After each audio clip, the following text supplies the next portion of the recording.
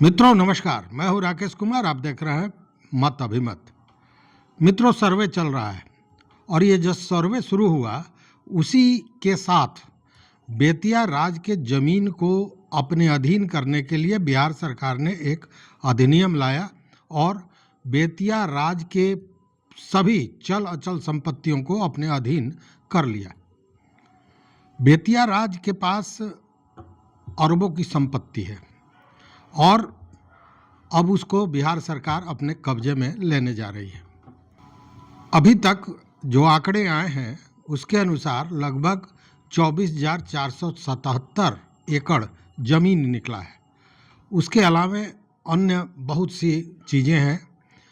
कई बैंक हैं जिसमें जो बेतिया राज के आभूषण हैं वो रखे गए थे, जबकि बेतिया राज में कई बार चोरियां भी हुई हैं और बड़ी सुर्खियों में रही हैं। एक चोरी को तो एशिया का सबसे बड़ा चोरी माना जाता है। बावजूद उसके आज भी बेतिया राज की जो संपत्ति है वह अकूत है और यह संपत्ति केवल बिहार में नहीं है, बिहार के अलावा यूपी में भी बड़ी मात्रा में बेतिया राज के ज़मीन है, बेतिया राज का महल है और अन्य चीज़ें हैं। अब इसको लेकर यूपी में आपको याद होगा कि चल रहा था गोरखपुर में लगभग 143 एकड़ ज़मीन, उस ज़मीन को अपने अधीन करने की कार्रवाई चल रही थी। उस पर बाज़ाब्ता बिहार राजस्व बोर्ड जो है राजस्व परिषद, उसके द्वारा वहाँ एक दफ्तर भी खोला गया जिसके इंचार्ज बद्री प्रसाद गुप्ता हैं और ये कार्रवाइयाँ चल रही थी। उसी तरह प्रयागराज में भी बेतिया राज की बहुत सी संपत्ति है और इसको लेकर बाज़ाब्ता वहाँ ऑफिस खोला गया है और उन ज़मीनों को निकालने का, चिन्हित करने का काम चल रहा है। प्रयागराज में 3 ऐसे जगह चिन्हित किए गए हैं जहाँ बेतिया राज की संपत्ति है। शहर में कई भूखंड हैं और इनके सर्वे का काम मुख्य राजस्व अधिकारी के जिम्मे दिया गया है।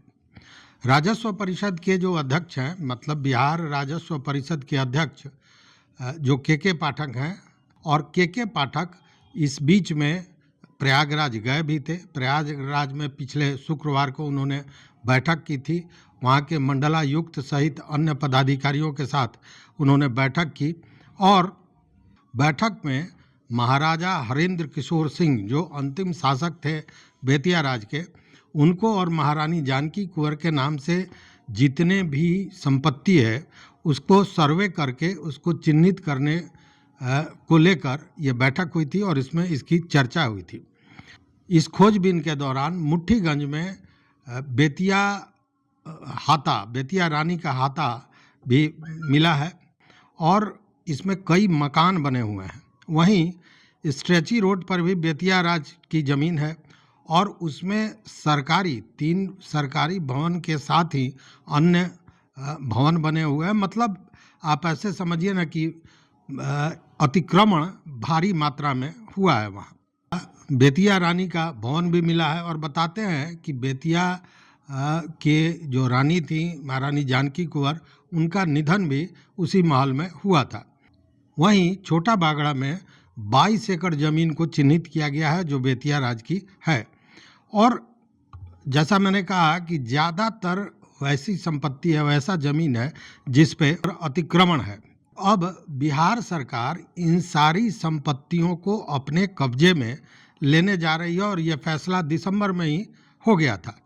अब जब राजस्व परिषद के अध्यक्ष के पाठक वहाँ गए और बैठकें हुई, उसके बाद और भी जो अतिरिक्त संपत्ति हो सकती है इसको चिन्हित करने के लिए मंडलायुक्त ने वहाँ के जो CRO हैं उनको ये जिम्मेवारी दी गई है और ये कहा गया है कि 1 महीने के अंदर में पूरी तरह जांच करके बेतिया राज की जितनी भी संपत्ति है उसको चिन्हित करके बाहर निकाला जाए और उसका विस्तृत रिपोर्ट भी 1 महीने में दे दिया जाए।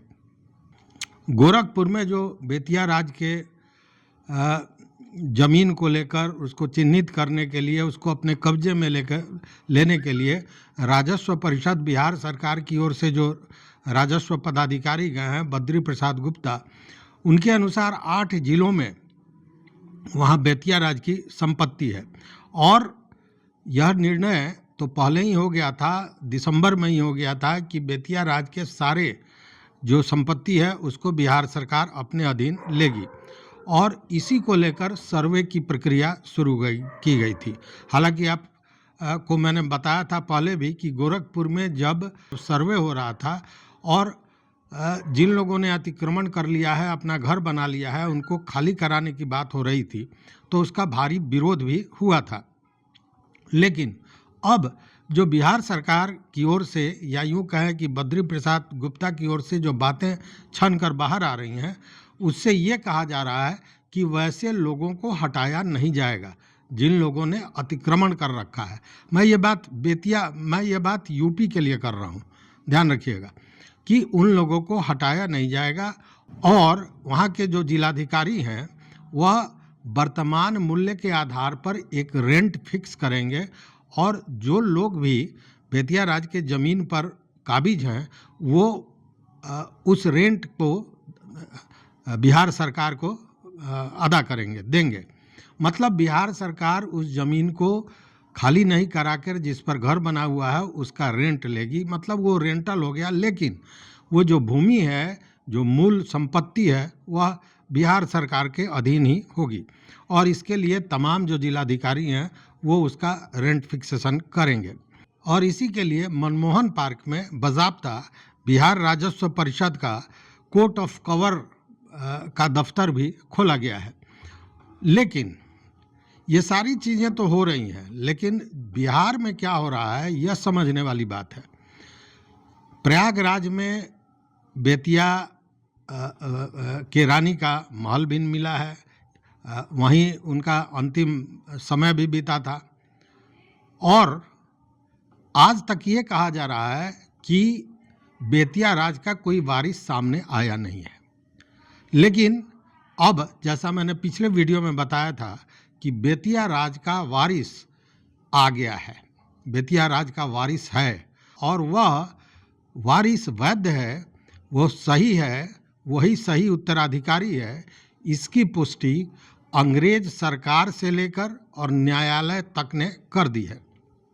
लेकिन लंबे समय से, मतलब जब महाराजा हरेंद्र किशोर का देहांत हुआ, उन्होंने जिस व्यक्ति के नाम वसीयत की थी वो उस समय माइनर थे, उस समय वो वयस्क नहीं हुए थे।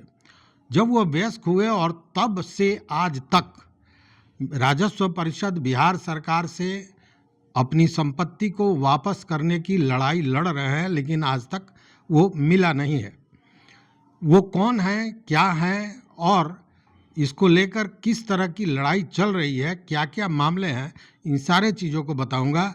लेकिन इतना जान लीजिए कि जो बात बिहार सरकार कर रही है कि मैं कब्जा को मुक्त कराऊंगा और सारी संपत्ति को बिहार सरकार अपने अधीन कर लेगी, उसी तरह जो वैध उत्तराधिकारी हैं उनका कहना है कि सारे हमारे रैयत हैं और किसी को घबराने की ज़रूरत नहीं है, मैं यह अपनी संपत्ति अपने पास वापस लूँगा ही लूँगा, एकदम स्पष्ट। और इसको लेकर पटना हाईकोर्ट में एक वाद भी प्रस्तुत किया गया है, एक वाद भी दाखिल किया गया है। क्या है, इन सारे चीज़ों की व्याख्या करेंगे अगले वीडियो में। लेकिन इतना जान लीजिए कि भले बिहार सरकार या राजस्व परिषद यह दावा कर रही है कि सारे जो संपत्ति है उसको अपने अधीन कर लेंगे, अतिक्रमण मुक्त कराएंगे, लेकिन ये सारी चीज़ें आज के दिन में न बिहार सरकार के हाथ में है और न किसी और के।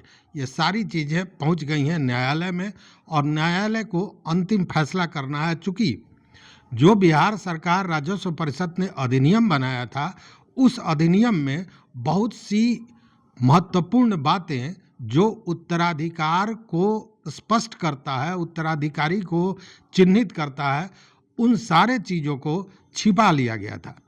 और इसीलिए मैंने पिछले वीडियो में कहा भी था कि बेतिया राज के इतिहास को बदलने का भी कुचक्र चला है और वो आज भी चल रहा है। चूँकि अगर बेतिया राज के पास उत्तराधिकारी है और वो वैध है, जिसको न्यायालय ने वैध करार दिया है, तो फिर आज भी मंत्री से लेकर और सारे लोग ये कहीं चर्चा क्यों करते हैं कि बेतिया राज के पास कोई उत्तराधिकारी नहीं है। आज भी बेतिया राज का उत्तराधिकारी खोजा जा रहा है, जबकि बेतिया राज का जो उत्तराधिकारी है वह बार बार अपनी चीज़ों को, अपने सारे कागजातों को सामने रखते हुए और राजस्व परिषद से अपनी संपत्ति को वापस करने का गुहार लगाता रहा है, और आज से नहीं 50 बरस से।